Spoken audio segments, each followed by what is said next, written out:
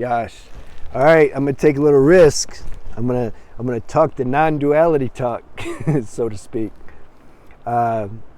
This is truth. This is truth. But the question is, where does it really land inside us when these words are being said? You see, this isn't for everybody. Not at every stage, anyway. So, okay, the play of life. There's obviously some play of life happening. I'm sitting here. There's speech. I'm looking into this camera. I'm talking to somebody. People, they're listening. There's nature around, etc. So there's a play of life that's happening. But there's nobody living. There's nobody living the life. Now there appears to be somebody living the life, clearly. There appears to be this solid form here. Hands and everything, and mouth, words are coming out. And I can feel like there's some individual existence here. I can see these trees and everything, and if somebody was sitting here, or let's just say you're watching from your end this speech, there's awareness that there's these other individual forms. And to a certain degree, the consciousness in this form can enter into the consciousness of another form and kind of recognize itself. But it's not the same as if you hit yourself in the head with a hammer. I'm not going to hurt from that the same way as if I hit myself in the head with a hammer. Why? Because the consciousness, which is all there is, pure consciousness. There's some non-duality people, they say not even conscious. There's just nothing. There's just nothing. Well, there's something to say there's nothing, Anyway, the pure consciousness for the play of life, so that the consciousness can recognize itself, because if there's just pure consciousness, okay, how's the consciousness gonna kind of taste itself? It can't. So it has to create these individual forms, and then the pure consciousness localizes an aspect of itself in this form. So that's what's happening here. But the pure consciousness didn't lose anything. It's still the pure consciousness. It's just kind of like just sent some of itself into this form that you're hearing talk right now. And the same with you. That gives a feeling of strong identity, that this body really exists. So when we say that nothing exists, the body don't exist, you don't exist, what that's really referring to is that these forms alone, they can't exist. There's only the consciousness here. The consciousness is allowing these forms to exist. But there's just consciousness. So when somebody say, well, there's no form, it won't last. The form doesn't last. And there's no form that can stand alone by itself. The consciousness has to impregnate that form. So technically, yeah, okay, there's no form. But see, the real question, what's the point? How does saying these things help you? And do they help you? Or do they just give your mind a bunch of food to parrot and talk, and you just sound ridiculous? See, that's the thing. Back to the discussion. The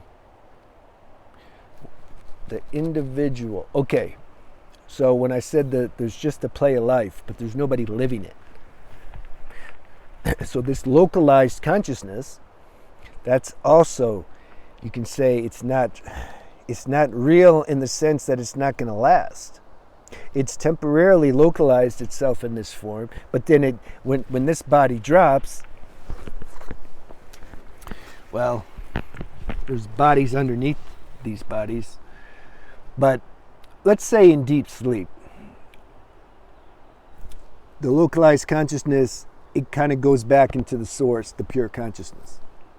So in that sense, this localized consciousness isn't real, because when we go to sleep at night, well, let's say deep sleep, where there's no dreams or anything, there's no functioning that we're aware of. There's no cognitive awareness. We don't know that even that we exist. It's just totally lights out.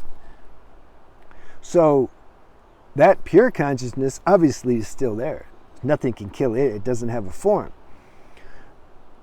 So in that sense, we can say even the localized consciousness isn't real.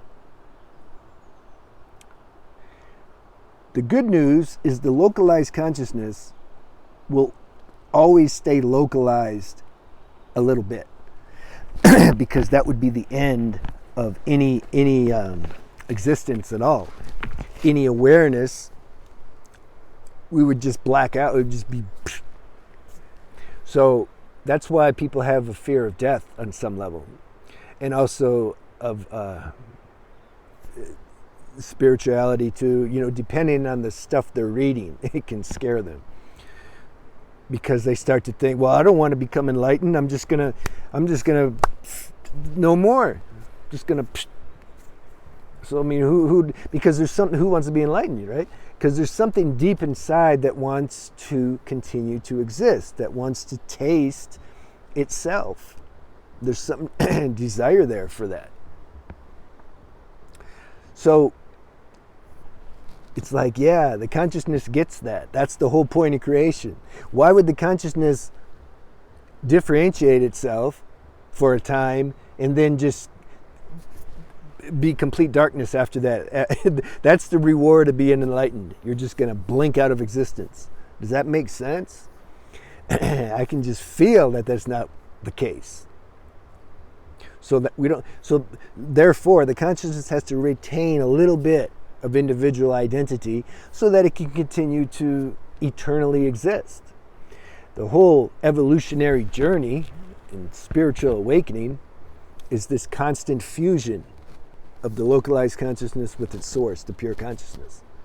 That never ends. There can always be a little more fusion, a little more fusion. That keeps the game going. It's nice, especially after you get past a certain point to where the identity is dissipated enough to where you're not just in total suffering anymore. See, then you're good. And you never lose. You don't lose consciousness. Anything that was truly gained in consciousness, you don't lose. Now, you might step back a little bit, but you come right back out of it, you know. That's the good news too. You can't lose this. This is why this is the most important thing we can do in this human life. And it's going to determine many things after we leave this body. The state of consciousness we reach, it has very far-reaching effects when we leave this body. And we're going to really be either grateful that we spent our time wisely here in recognizing who we are in essence, or we're going to regret that we wasted our time when we leave this body. All right? So don't mess around. But it's nothing to be scared of either, like, oh no, you know. No, just remember what the main goal here is. So let me know how this video worked for you, if you enjoyed it. I kind of did. I think it flowed. All right, have a good day.